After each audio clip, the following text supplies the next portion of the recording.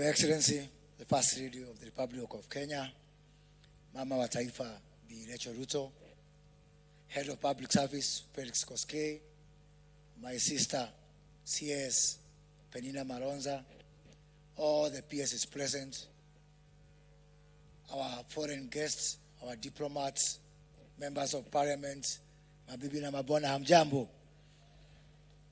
Najua sasa vile mmeniona pahali nimetoka, niko na full powers to declare peace, to declare war, and to marry many wives.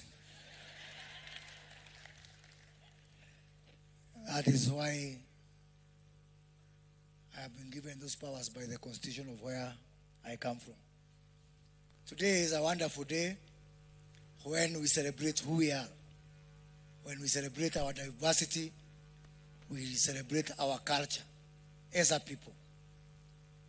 And I think today, the reason that we set aside this day as Utamaduni Day is really to reflect, first of all, on where we are coming from as a nation, and secondly, where we are going as a people. When I look at us who are here today, we have got so many things that we can learn from our tradition and from our culture.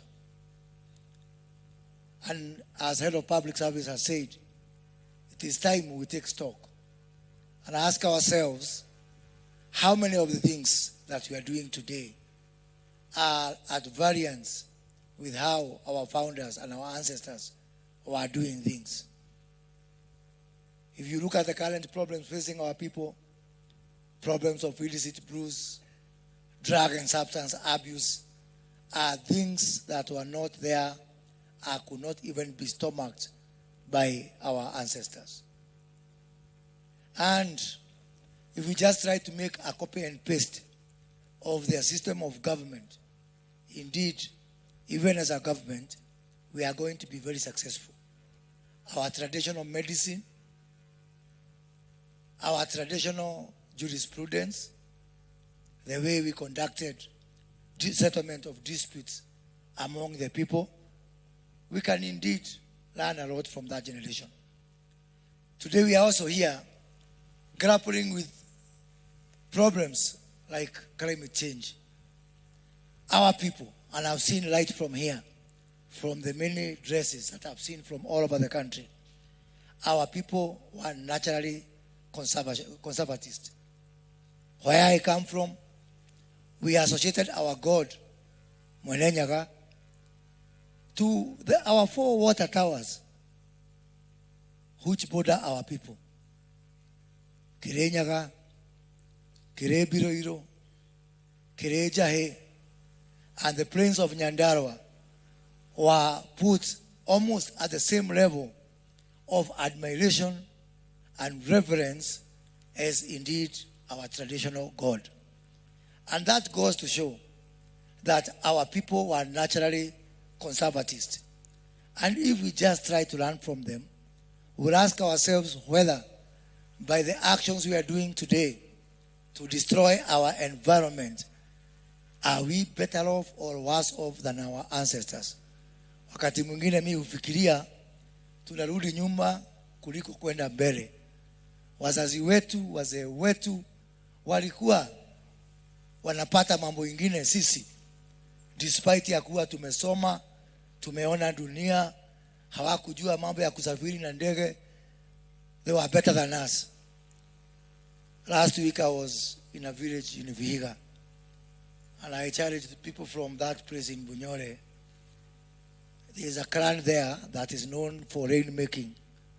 And I asked them, instead of our president going all over the world trying to solve the problems of climate change, why can't the people of Bunyore volunteer and solve these problems for us?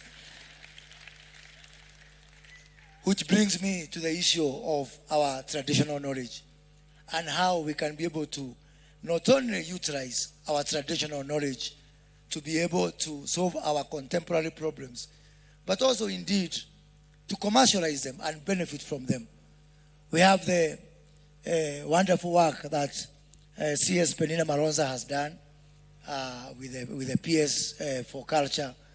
Last week in the cabinet, we passed the culture bill. For the first time now in the Republic of Kenya, we have got a bill to protect our culture.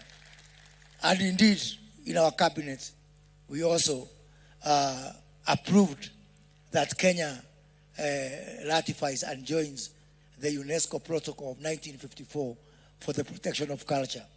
So those foreign people and foreign nations which have been coming here, raiding our artifacts, raiding our emblems of heritage, our Ushanga, our Maasai culture, we are saying now, because we are protected by international laws and conventions, that is going to be a thing of the past. Even to photograph a Maasai, now you have to pay, and you pay in US dollars. Because we are now protected by international laws. So, as we move forward, let us now try to get the best of that culture. To use culture for peacemaking. Our people, our ancestors knew exactly when to make peace and when to make war. When I look at what is happening in places like Kapendo, in the Kerio Valley, in Lamu County, where something very close to ethnic cleansing is taking place, if we could use our institutions of cultural resolution to disputes, we can be able to use our elders and save Professor Kindiki the guns, the bullets, the men, and the machines that he is deploying, trying to bring peace to our country. As I conclude, let us also learn about preservation of our cultural institutions, our heritage, our religious places.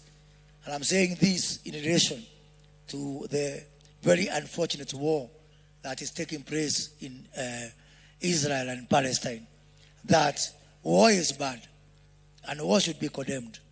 But even more vehemently is that people who choose to do the wrong things and go to war should respect our cultural buildings, our cultural institutions, our religious institutions, and really ask yourself if these things were totally destroyed by the previous generations, which were also going to war, we would not have found them today. So, kwa hayo machache, nichukue fursa kuwaletea apology ya waziri wetu wa utamaduni Bi Aisha, lakini siku hizi tuko na one government approach. Tunafanya kazi pamoja, na hata nikitoka hapa naenda kumsimamia kwa event ya agenda, because kazi ni kazi. Asanteni sana.